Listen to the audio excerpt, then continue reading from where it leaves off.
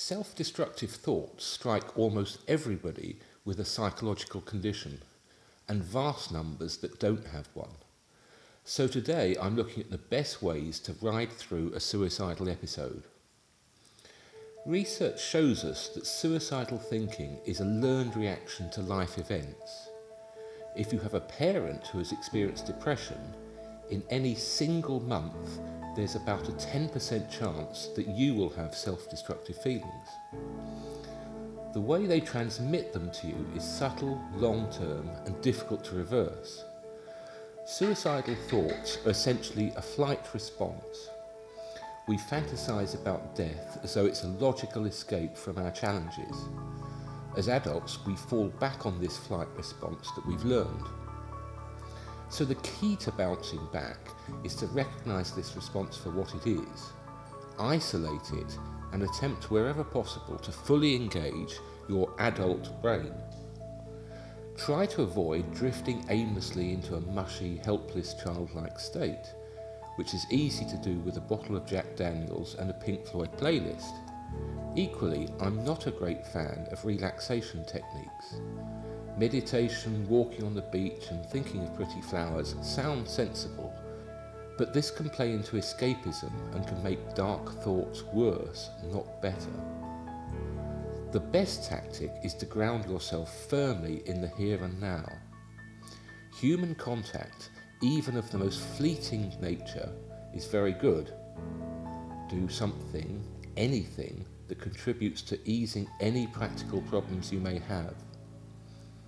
Do something for someone else. Buy a birthday present for a friend, even if it's 4 months away. Here's a couple of mental health first aid tips that are very useful in a crisis. Say out loud your name, today's date, and describe a current news story. This simple action tells your brain that it's not 1982 anymore. Many responses you picked up in your early life are not necessarily helping you today. In a severe suicidal crisis, one of the best grounding techniques is simply to look at your leading hand. So if you're right-handed, staring at your right hand seems to bring you back to the present day. Self-destructive feelings are completely illogical. In fact, there's a possibility that they may not actually be your feelings. That overpowering sense of guilt, shame and self-loathing may, incredibly, have been passed on to you by your parents or even their parents. Suicidal feelings transmit through families like a wildfire. You may find yourself in times of crisis saying, "I'm so sorry." But what are you sorry for? Are you actually a mass murderer? Or are you simply struggling with finishing a work presentation or paying a bill? The penalty for missing a submission date or getting into debt is not death. The justification we use for self-harm is completely out of proportion to whatever we think we've done wrong.